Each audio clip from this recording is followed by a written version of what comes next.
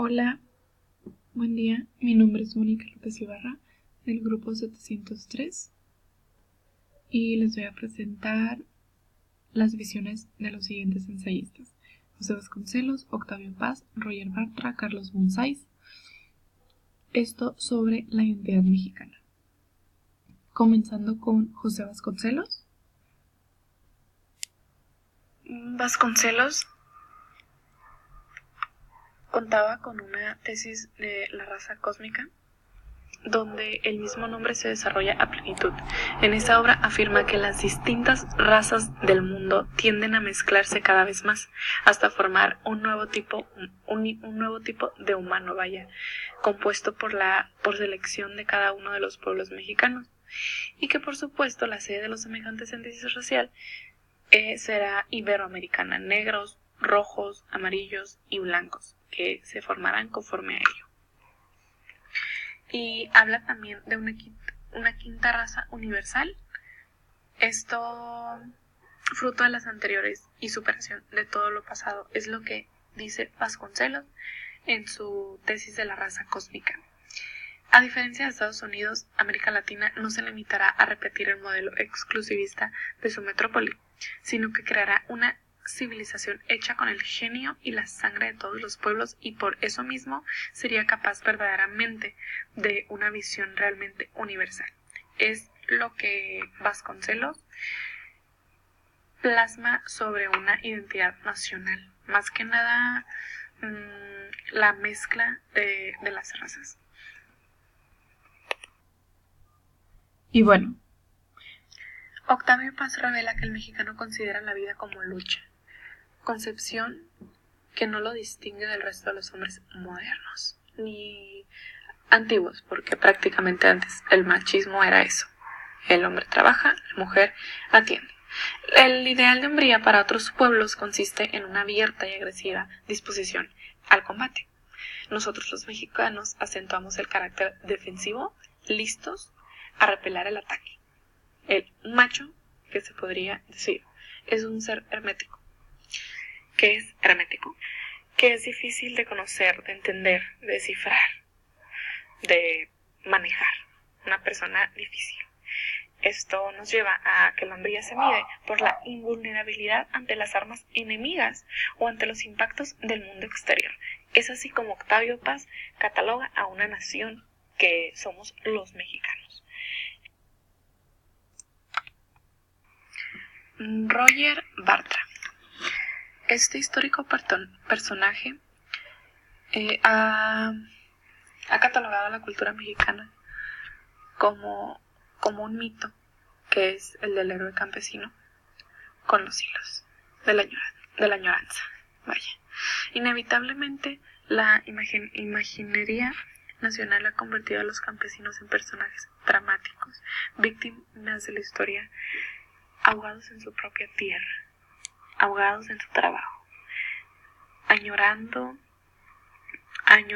en la luz del sol, trabajando bajo el sol,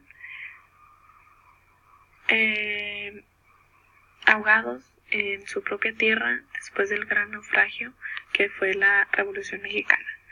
La reconstrucción literaria del campesino es una ceremonia de duelo, un desgarramiento ante un cuerpo sacrificado en el altar de la modernidad y en todo proceso. El luto del humano, que es una novela de José Revueltas, aquí nos menciona que es uno de los ejemplos más transparentes de este mito.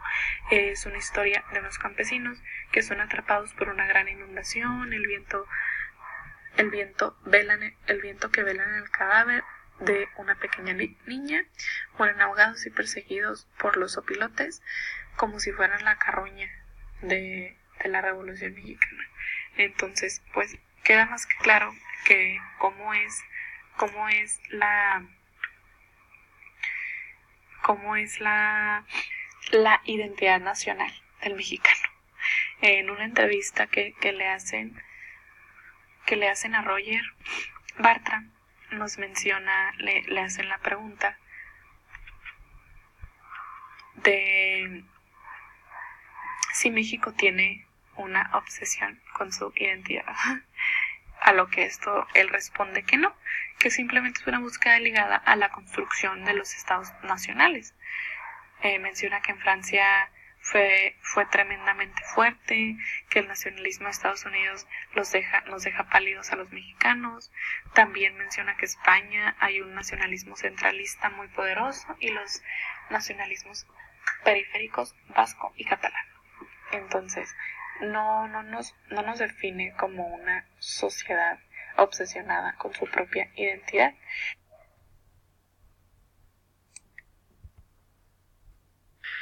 Carlos Monsiváis nos habla sobre la identidad.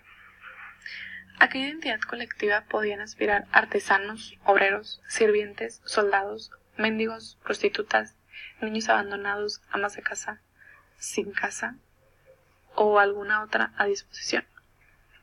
La identidad fue conseguido gracias a una imitación y gracias a la imitación y el contagio.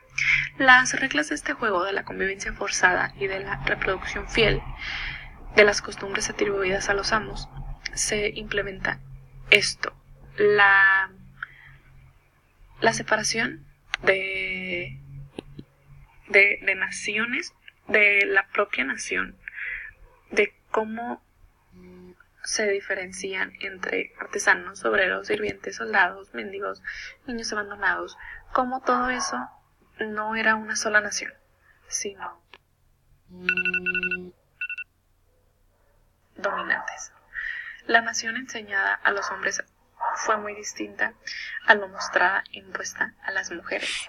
¿Por qué? Porque esto era tipo machismo, que las mujeres debían hacer el aseo, atender y demás, y el hombre prácticamente pues trabajar. Esto explica la invisibilidad social y fundamenta la hegemonía del clero sobre un sector, el femenino, para que en la práctica de México consistiera en adherir sus virtudes públicas y privadas. Ahora bien, la identidad de un país no es una esencia ni un espíritu de todos los estatus y clases sociales. Es una creación crítica, con respeto y traición al pasado costumbrista, al pasado que para la costumbre del pueblo se hacía, lealtad a la historia que nunca se acepta del todo. Esto es lo que Carlos Monsiváis implementa en su margen, que así la identidad nacional no es lo opuesto a lo internacional, sino el método para interiorizar una condición internacional. Y así como concluimos con esta presentación, espero que les haya interesado, se les haya hecho interesante, útil, y aquí les dejo las referencias para que lo consulten. Está muy interesante la entrevista que le hacen a Bartra, entonces se los recomiendo muchísimo. Muchas gracias por su atención y por su tiempo.